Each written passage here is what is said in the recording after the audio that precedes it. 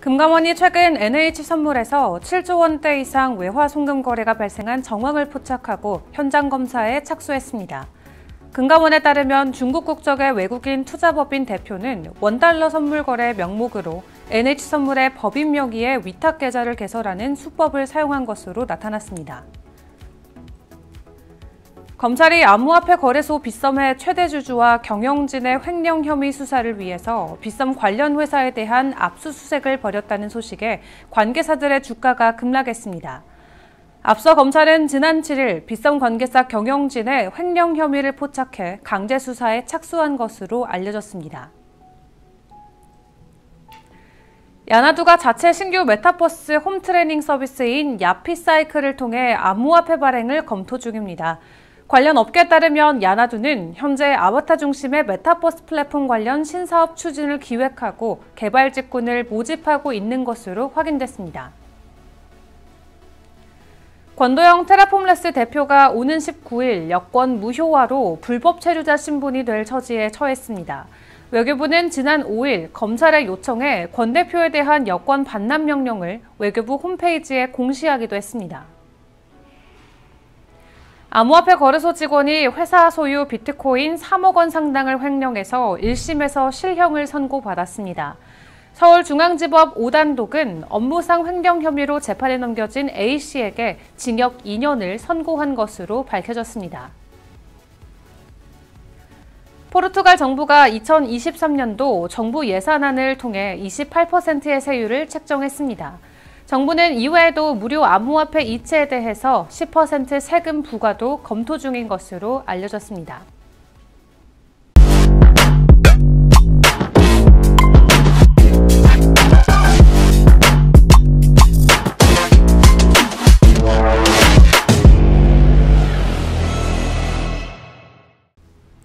안녕하세요. 10월 12일 수요일의 블록체인 투데이입니다.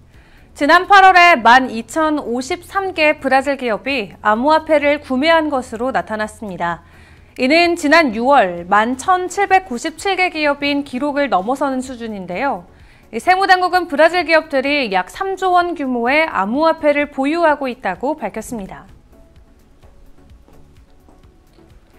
오늘 블록체인 업계의 주요 소식입니다.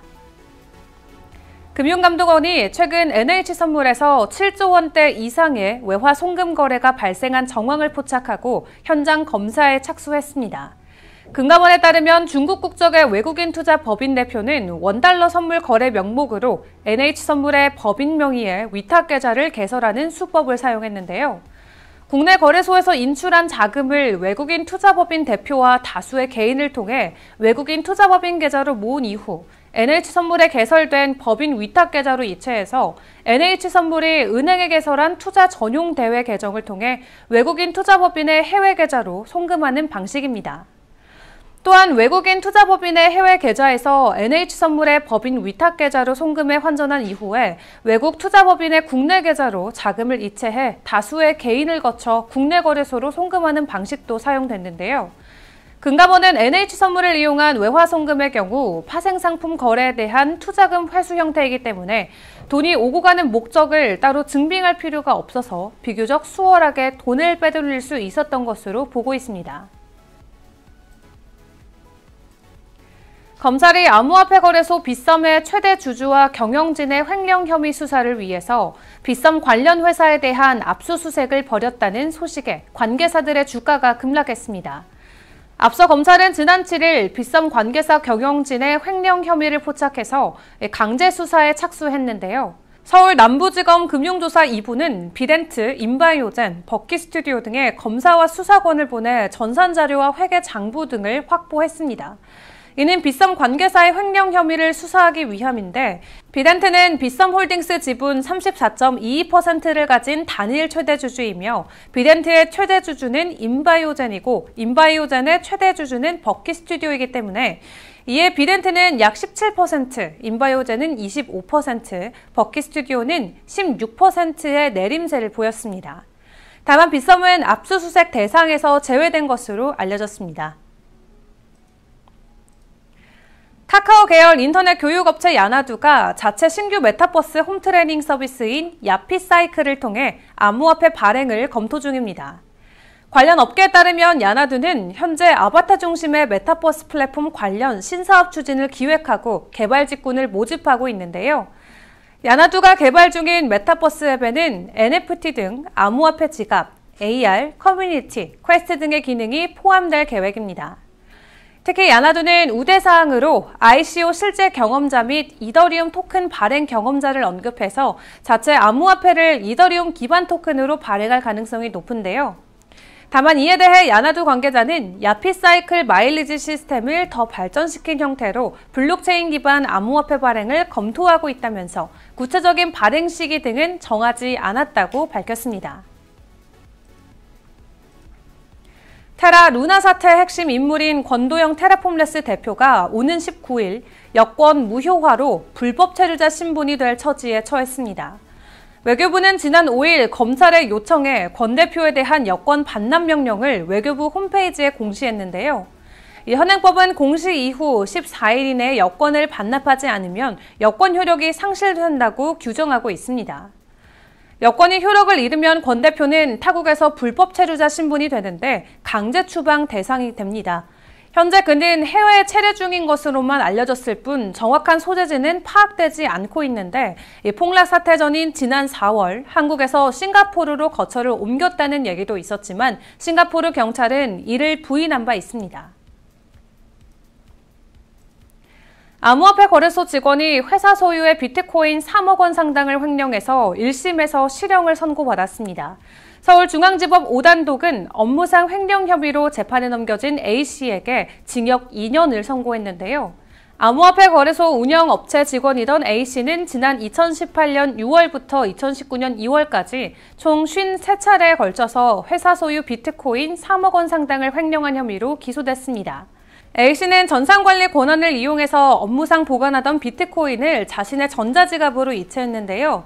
이에 대해 재판부는 피고인은 전산 업무 담당자인 점을 이용해서 거액의 돈을 횡령했다며 죄질이 불량하고 피해 회복도 전혀 되지 않아서 실형이 불가피하다고 판단했습니다. A씨가 근무한 암호화폐 거래소는 업체 대표가 암호화폐 잔고를 허위로 입력해 거래량을 부풀렸다가 처벌받은 곳인데 현재는 영업을 하지 않는 상태인 것으로 알려졌습니다. 암호화폐 거래 관련 양도소득세를 부과하지 않아 비트코인 천국이라고 불리던 포르투갈 정부가 2023년도 정부 예산안을 통해서 28%의 세율을 책정했습니다. 앞서 포르투갈 정부는 지난 5월부터 양도소득세 부과에 대해 본격적으로 논의했었는데요.